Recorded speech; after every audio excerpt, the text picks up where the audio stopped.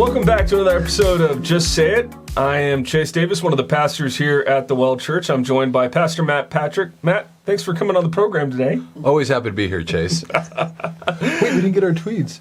Oh, no! Prepare while I give the announcements. Yeah, you're fine. We're good. We're good. We'll prepare while we give the announcements. We'll do it live. Do it live. Hey, wanted to let you know, listener, viewer, however you're consuming the content, maybe you're scrubbing this all with AI and you're reading this material. That's fantastic. What you need to know about is Burn the Ships is coming up. We're going to talk about it on the podcast today. It's coming up July 31st, 2026 as you're listening. So if you're listening in the future and you hear about this, ignore that date, but go to boulderwell.org/burntheships, get tickets. We're going to have, for this conference, Dr. Stephen Wolfe and Dr. Joe Rigney coming out. Dr. Stephen Wolfe is going to be talking about why most conservatives are just liberals in disguise. And Dr. Joe Rigney will be talking about something related to the sin of empathy, a very controversial topic, and leadership and emotional sabotage. We're just really excited to have these two sharp thinkers out. Matt and I will also be speaking. Jordan Robert Kirk will be performing on Friday night.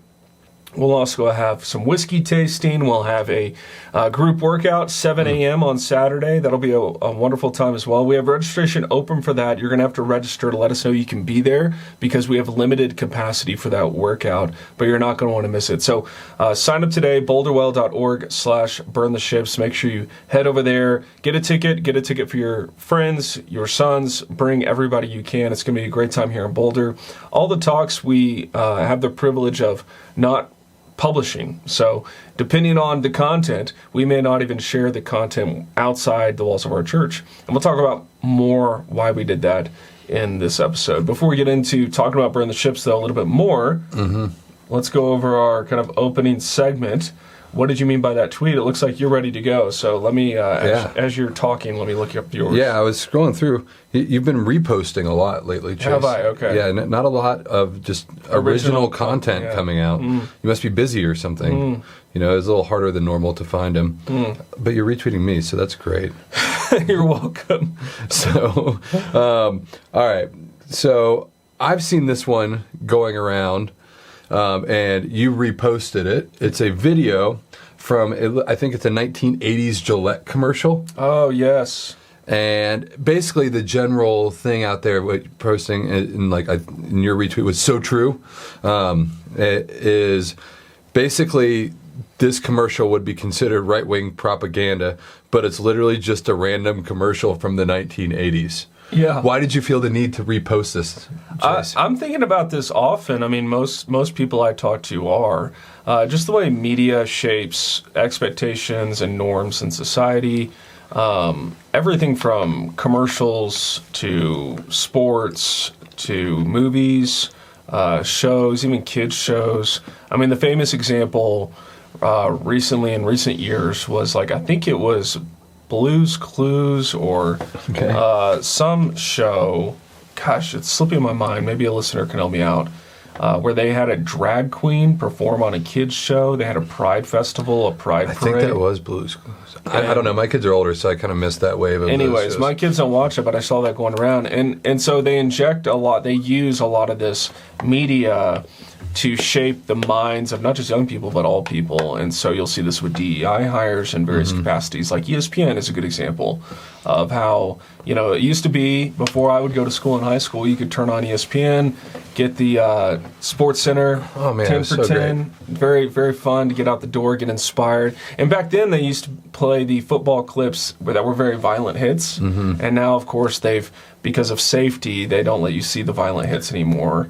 I used to have all those. I'll affirm that ESPN totally sucks now. Yeah, it's terrible. It's the worst. It's not fun at all. Same thing with the Weather Channel. That's totally unrelated. But never watched that. I was traveling. I don't know. When I traveled with my dad growing up on the road, it was like we're going to turn on the Weather Channel, see what the weather is for the day, and it's super soothing music. It's almost like elevator music. Yeah, I didn't have a soothing childhood, so yeah, that makes sense. Anyways, now it's all like top 10 twisters. It's like they've shifted so much. So with this commercial that you're asking about, yes. It's all just like Americana, celebrating men, it's good to be a man type vibes.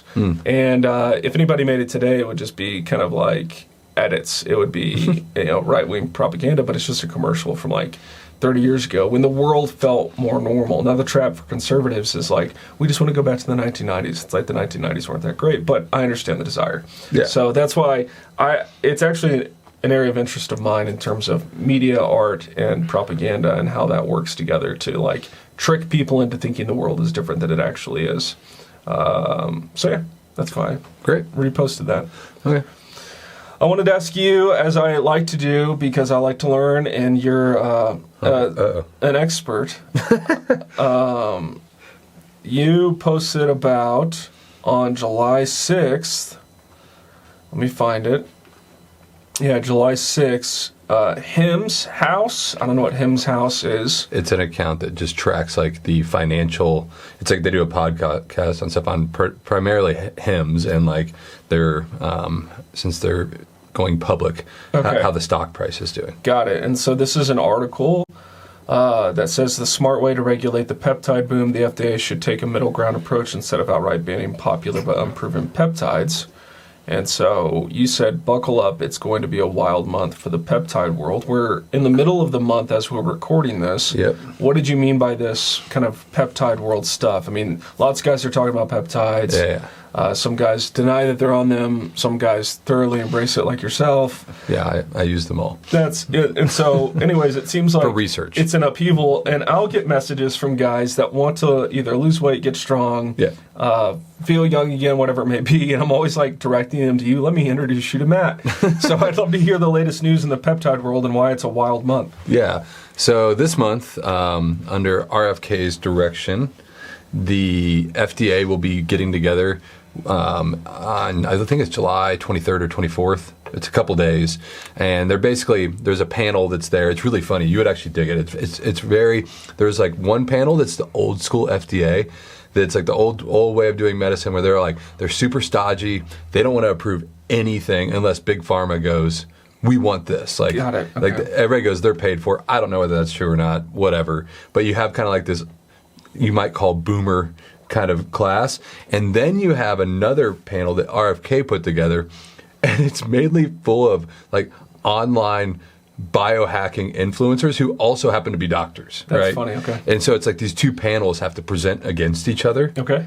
And then the FDA is going to come back with some decision Okay. on what they're going to approve or what they're not going to approve. I think it would be very beneficial because people are using these drugs. Sure. And it's very scary, honestly. A lot of people using them without knowing what they're doing under some sort of doctor supervision. I think doctors can be way too...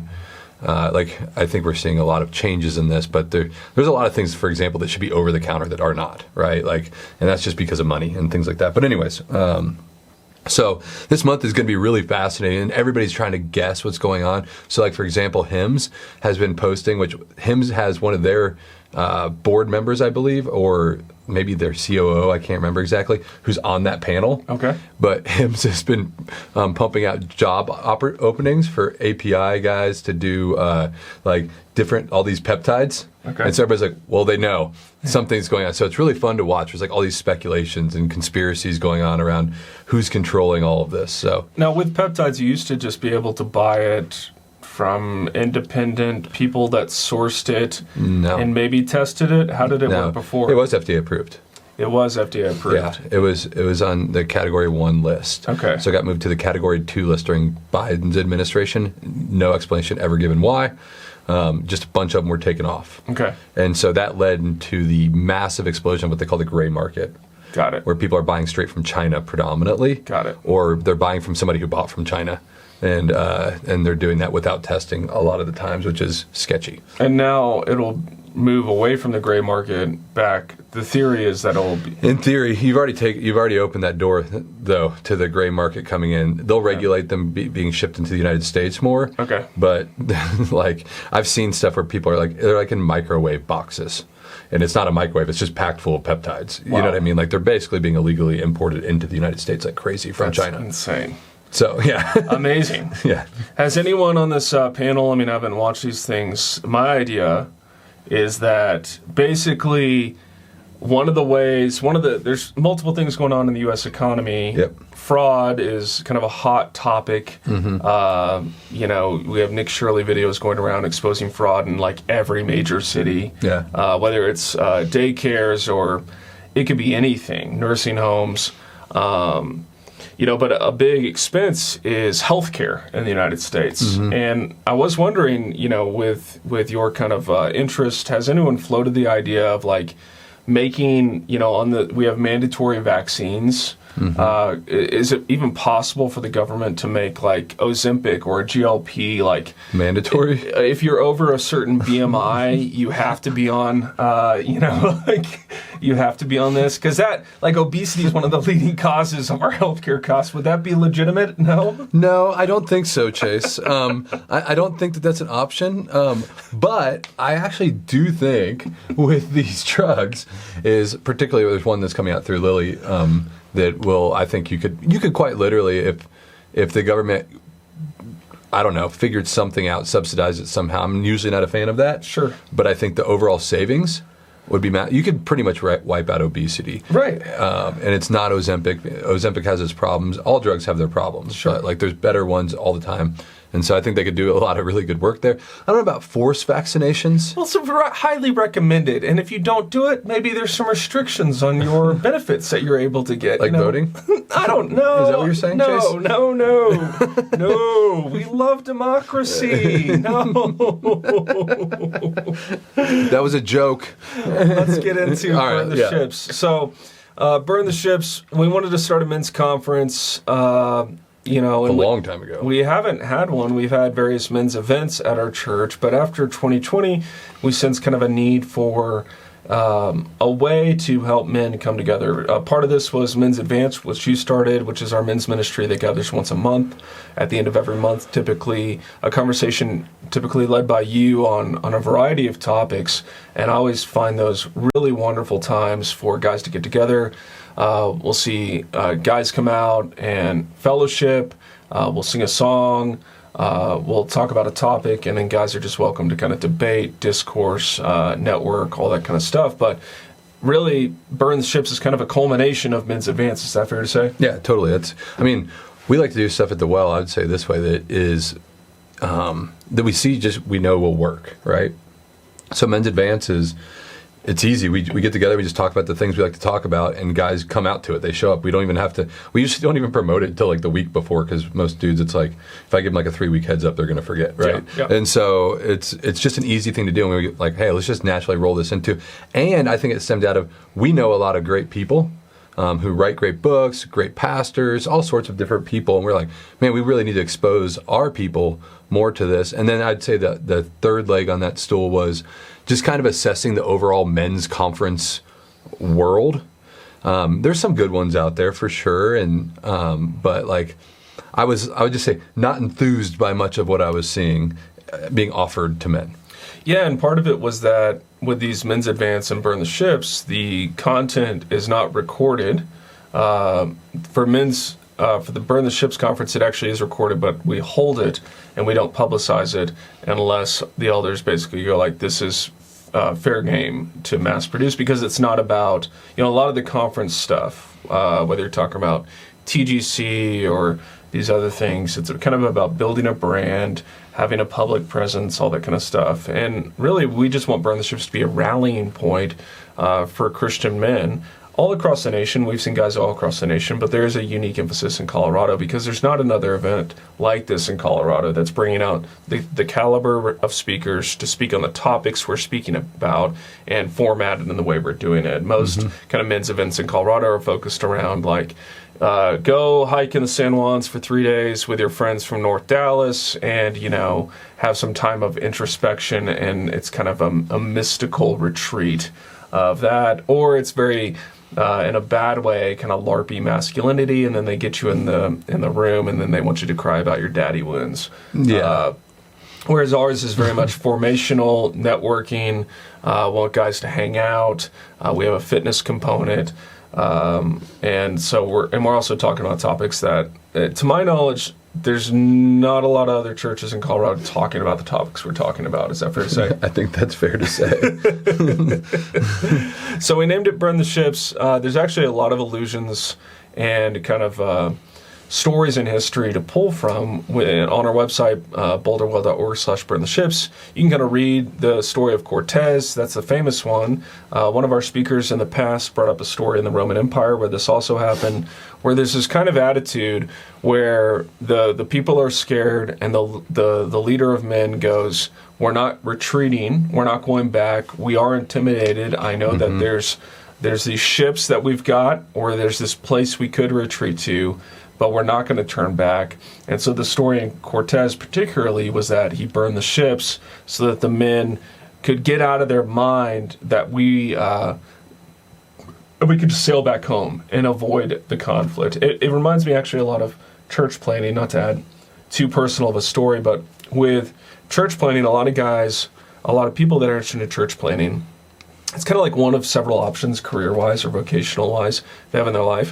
When we planted the church, I didn't have like a plan B. Yep. There wasn't like, well, I guess if this doesn't work, I'll go work for a mega church. Okay. It was like, this is what I'm doing now.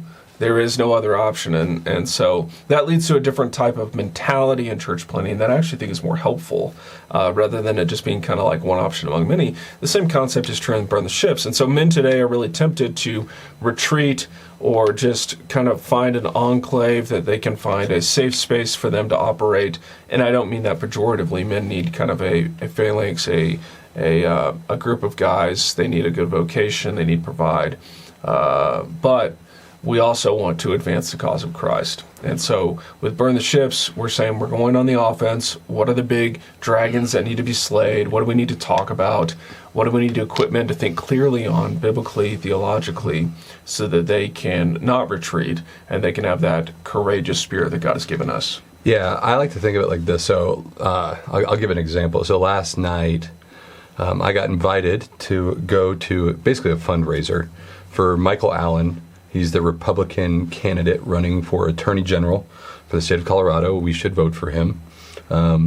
Seems like a good guy. He's Catholic. I wish he was a Protestant. Sure. But seems like a good guy, was in the Navy, all this kind of stuff. All right, so I'm in this room in Boulder, and it's full of conservatives in Boulder. I was proud to see a couple people from our church there. Great. Which was fun to see. I didn't know they were going to be there. And I'm there, and I'm talking to people, and they're like, almost, when we're talking about things in our culture or our world that we should fight against or stand for or whatever that might be, there was almost like a whisper amongst the men that were there. It was like, I can't believe we're doing this event in Colorado. Sure. And when you're talking about that fearfulness, like somebody needs to kind of like burn the ships and let's go, I just kept thinking of that when I was there last night. I was like, you guys need to be loud. Like, there's no chance of us winning here unless you, and metaphorically, burn the ships, right? And get after it. That's what we have to do. You know what I mean? And so I see that throughout our culture, particularly in our state, because so many men, I think, have been beaten into submission that if they speak on the things that they feel like they should speak on and stand up for, that they're going to get canceled. They're going to get shamed, ridiculed, whatever that might be, even potentially lose their job, which that is a potential thing. That's a very real thing, and I want to be sensitive to that. But particularly on the things that we really care about, we need to develop an attitude of there's no going back. Like, we're going to fight for the things we love. Like, I love the state of Colorado. I'm not from here originally, neither are you, but I chose to go to college here, get married here, raise my family here, plant a church here. I've owned businesses here. This is my home, and so I want to fight for the things that matter here so that my kids can love their home state where they're from and have that sense of pride in it. And you need that kind of attitude. And I think the church can be a huge leading driver in that. And so Burn the Ships in some way is kind of us just kind of letting guys do that. It's one of the reasons we don't record the things. There's a freedom there, and that's why we try to build out a lot of space, like having the concert or the whiskey tasting or the workout. a lot of the best things that happen at a conference like this, honestly, are just the conversations that you have in networking with other men. It's really encouraging to get around other guys and go, oh, I'm not alone in how I think, and there's other guys that are willing to kind of like lock arms with me and try to move the ball down the field here, you know what I mean, and get it done. And so I think that's a great encouraging thing. I think we both experienced this at conferences. It's kind of like a lot of times the sessions are kind of like, do I have to go to those? Right. You know, hopefully at ours, hopefully they're engaging enough Right. that people want to go to them. But we really take a lot of pride in these times, these set aside times for guys to connect as well. Well, and you touched on something that's really important for men, and that's part of the reason we do men's ministry the way we do, is we don't just want to critique and expose what's wrong. We want to provide a positive vision and a courageous, godly, righteous confidence moving forward. And what I've seen happen, both like you mentioned in our state with conservatives, is just kind of a loser mentality. But you also see it in kind of the online right in some circles, where there's this temptation towards bitterness and resentment and a sense of powerlessness. So you'll see this with Christians and conservatives in California, or in liberal cities, or in Colorado, where they, instead of actually, like this guy running for, you said attorney general? Yep. Instead of running for office or getting involved politically, they just go, well, we're not in charge, wah. Look at all the bad stuff. And there is bad stuff. I think what I always want to be clear about is like, the socialists in Colorado are actively mobilizing. They're gathering. They're unafraid. They've got candidates that are getting at least put up for office. And this isn't new necessarily. They've had communists that they've put up in the Democrat Party in Colorado. But the conservative, the thing that the devil would love to do to either red-blooded Americans or Christians is convince them there's nothing you can do. All you can do is complain. Wham, wham, wham. Yeah, complain. And that just gets you stuck in a cycle of non-productivity and kind of a loser mindset where it's a self-fulfilling prophecy. It's like you just continue to complain, continue to lose. We see this with like Victor Marx, who won the primary for governor for the Republican Party. There's a lot of conservatives who still have this loser mentality, where it's like, oh, he's not perfect, or I have some questions about him, or like he's not going to get elected because he's off-putting to independents, I guess, whatever. And so all they're doing is complaining online about Victor, and I'm like, stop. Like, he's the Republican nominee. Get behind the Republican nominee. Like, that's how politics works. Yeah. And instead, they're just stuck in a spiral of like powerlessness, resentment, bitterness. Again, I sympathize with a lot of the frustration. It's not to dismiss the real problems we're facing, but it's saying to overcome those problems and challenges, we're going to have to burn the ships. We're going to have to go forward. We're going to have to move into productivity and a vision for the future, rather than just complaining about what is. Yeah, it's funny because conservatism is to conserve, right? The problem with conservatives a lot of times, and I think we try to get at this at Burn the Ships, is there's been a lack of building from conservatives. It's been like, we're just going to try to keep everything. Meanwhile, the other side is building at a rapid rate. Like they're trying to set up PACs and all the things that they can do to win everything. And conservatives are like just kind of stuck in the past, and they don't build well. And so they don't know how to do that. And so hopefully something like Burn the Ships helps out. But like, and it's more than just political stuff. I think we're just using that as an example. Yeah, that's just an example. But like, I think guys particularly need to think about this in their homes, their work. That's why we cover a variety of topics. It's why you wrote your book, right? Offensive Christianity. You can purchase that anywhere you find books. Now available on Audible. Audible, for all you Audible nerds. Yeah. I will read you a bedtime story. You can hear my lovely voice mispronounce Greek words late into the evening and put you to sleep. It's awesome. So get on Audible and give it a great rating on Audible so that more people can find it. But yes. Yeah, and so it's like a lot of the stuff that we do is, it's for the purpose of teaching guys how to build their faith. And building your faith is going to have political impacts, it's going to have family impacts, it's going to have all of these sorts of things. And so maybe it'd be good just to talk a little bit about why did we choose the speakers that we chose this year?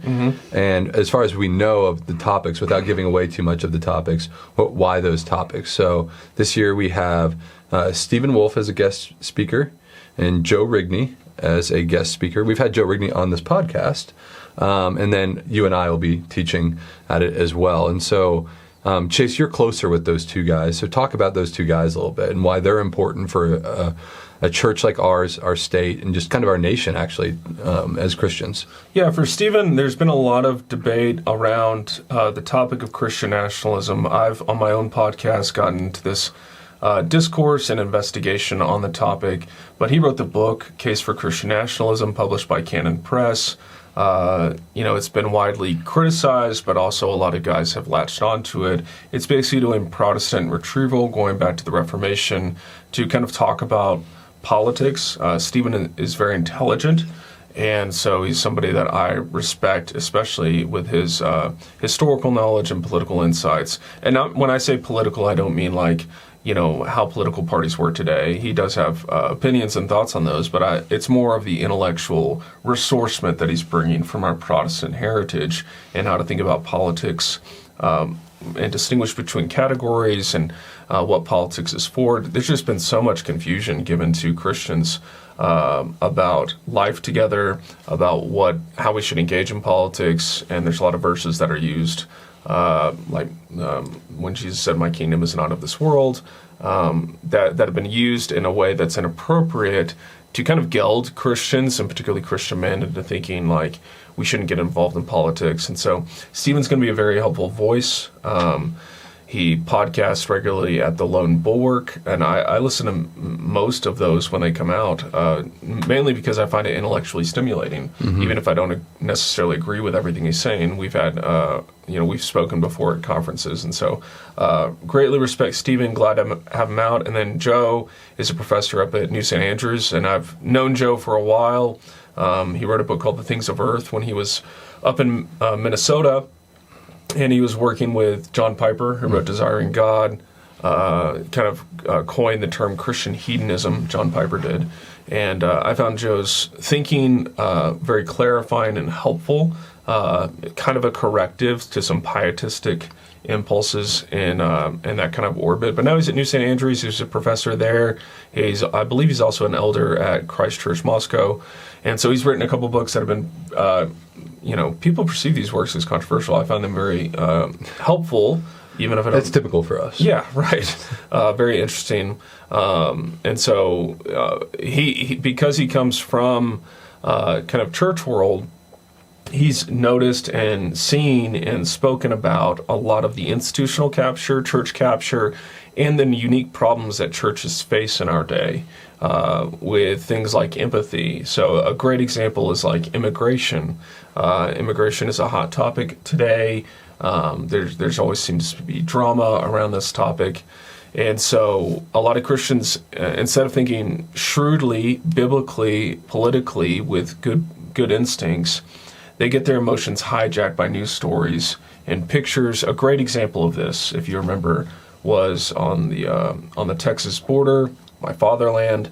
There was a picture circulated by the AP of apparently a guy on a horse whipping. Yeah, I remember that. You remember this? Yeah. And it was so, oh my gosh, this is the worst thing ever. This man is whipping. This guy is trying to cross the border illegally. Turns out he wasn't whipping. It was just his reins.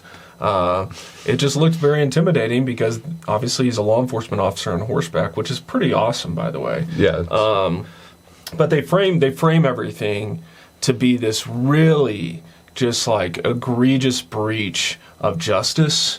It's inhumane, all this kind of stuff. And so the only reason I'm bringing this topic up is because that's like a particular topic where Christians they get emotionally flooded, right, by a lot of pictures, media, stories, podcasts, whatever have you, and then they don't know how to see up from down on this stuff. Mm-hmm. And so all they think is like they've had these Bible verses they've been fed to be pre-programmed to result in certain political solutions, whereas Joe's trying to get upstream and go, how should we talk about passions and emotions? How should we think about these things? How should we defend ourselves to not be manipulated by leftist ideology? So yeah, that's kind of the short and sweet of those two guys. Yeah, and I'm assuming that Joe's going to be speaking on that at some level, right? Yeah, I'll text him today and be like, hey, We still don't know what he's speaking on. I mean, like, I'm assuming it's going to be something he's competent in. Yeah. And Joe's pretty omnicompetent when it comes to theological matters. He can speak to a variety of things. But I assume it has something to do with empathy and leadership and the challenges men face, particularly. I would say even in the home. Okay. Yeah. And then Stephen's going to be speaking on... Why conservatives are just liberals in disguise. Yeah, that's fun. Yeah, so a lot of conservatives, you'll hear people say, I'm a conservative. And then when you actually get kind of in their mind, it's like, oh, no, you're just a liberal. Like, and you've seen this with Republicans over the last, 30 years. They're just like liberals on slow speed. So Stephen's going to provide some education and insight as to like how that's happened and what an alternative could be. Yeah. And then you'll be teaching on the topic from your book, Offensive Christianity. Yes, I'll be teaching on a particular topic. If listener, before the conference happens, if you've got a particular chapter or topic you want me to talk about, let me know. We'd love to hear from you. Otherwise, I'll just pick one that I think is the most interesting. The thing that often gets brought up is agency. I've given several talks at several churches. Agency gets talked about a lot. Why men particularly are not as agenic as they used to be, risk taking, all this kind of stuff. So that'll be what I talk about. Yeah. And then my topic, I actually came up with the title yesterday. Oh, great. Had to give it to Bethany. So it's Made Good, a theology of body, beauty, and place. Great. So I want to get into for guys because I think that there's a weird thing that what I see in the culture is we're being told to call things beautiful that are not beautiful, whether that be art, architecture, the human body, sexuality, all of these things. And so I think there's a lot of confusion amongst men, particularly around aesthetics and what is beautiful. And actually the Bible has a lot to say about what is beautiful and what is good. And it's okay to look at something and go, I aspire to this, like whether that's a beautiful home or that be a photograph that you think is beautiful. The joke is now there's like this new art form that's that you see it. I think King Soopers uses it all the time. Yes. Right, where it's like these androgynous like cartoon characters. Very bulbous. Yes, and it's like this kind of mix, and it's like that's like an attempt at just like flattening everything. Yeah. Instead of going like things are beautiful, and then Christians need to understand, particularly when we talk about like the body, that there is a way to talk about beauty without it being something gross or something perverted, right? Or even vain. Or vain, yeah. And so a lot of times when like things are talked about with the human body and it's physical and it's beautiful in a sense of how the world talks about it, it's almost pornographic all the time. Yeah. And so we have to be able to reclaim that and understand those sorts of things and go, I can look at something and say that is beautiful and that is good. And I think it's important for guys to know what is beautiful. I agree. So that's where I'll be going in my talk. That sounds great. Yeah, it's and gonna be a lot of obviously you'll be hopefully using my book as a resource for that. I do talk about this in my book. Yes, I do know this. But I will quote you many times, Chase. Yeah, you don't have to. There's much greater thinkers. I'm just going to have you stand up and say parts. Chase, read this excerpt. I have a quote from Chase Davis in his book. I have Chase Davis here to read the quote. It's like performative. It's like a play. Actually, I'll send you it later. There's a philosopher from Scotland in the 18th century that wrote a lot on aesthetics, and I've wanted to read his send it my way. His stuff because it's just an untapped thing. Very little written about it. Very little, and what is pretty like banal. And, you see wonderful art from history, and it has a depth to it. It has a dynamic aspect to it, and over time, like you see modern art, and like. There's a good example of this guy, this modern artist who had a banana taped to a wall. Have you seen this? Yes, I've seen seen it. Sold it for like millions of dollars. And it's like, this is nothing but demoralizing. And we're taught, and students in art schools are taught, this is cool, this is hip, this is challenging, this is wild. Yeah, put on a fedora and a scarf. Yeah, we should admire this. And it's like, this is stupid. And this is not beautiful. Yeah. And to say these things is very... off-putting to certain people. So Yeah. I'm looking forward to your Yeah. talk a lot. Yeah, and part of it too is it's great. It's like that night after I give my talk, we get to have great music, Yes. a concert, great country music. Yeah. I'm a country music fan, and so I think that'll be a lot of fun for guys. Great. And tell me about the workout that guys should sign up for. Oh yeah, you can sign up on our website if you're listening to this before. I think we have like 25 or 30 spots, something like that. We're going to be doing a workout together, led by a guy who's actually a fitness coach from our church. I believe we're going to be doing 3 primary lifts. Okay. There will be deadlift, squats, and bench press. Okay. There was no bench press originally. It was overhead press. Oh. But I made a huge push for bench press because I'm old and I have back problems, so I can't squat or deadlift much, but I can bench press. And Got so it. I pulled some pastoral authority Yes. and replaced overhead press. Well, I love overhead press. It's great. It's a great lift. I wanted the one lift that I was good at. Yeah, that's fair. I was going to ask about deadlift because I know you can't. Not because you're not capable of deadlifting, but I don't know if I'm capable anymore. when you do overhead press, are you doing it in front like this? Or Yes. Are you doing? No, never behind. I've seen people do it behind. Yeah, that's bad for your shoulders. Oh, well, the old guys did it, back in the day. Yeah, sure. They did crazy stuff. It's a good way to drop it on your head. I love overhead press. My shoulder just sometimes pops weird when I do it from years of baseball. We're getting older, friend. No, my shoulders and elbows have always done that because my dad made me do baseball like all year round for so many years before my body was actually acclimated. Yeah. So like I have these weird oh, that hurts because Yeah. my right arm or my elbows. So Yeah, I was doing overhead press the other day and something popped and I just dropped the bar. Everybody's looking at me. don't worry about it. And there wasn't even that much weight, which is more Yeah, embarrassing. that's always embarrassing. Yeah, That's so, great. anyways. Well, I think that pretty much covers it. Yeah, we'd love to see you there. I mean, truly a great time of fellowship. We're going to have churches and pastors from all over the state represented, guys traveling from across the country. And there's going to be can't miss talks because you won't be able to hear them again. So make sure you sign up today, boulderwell.org/burntheships. Register today. You can get group discounts, bring some guys with you.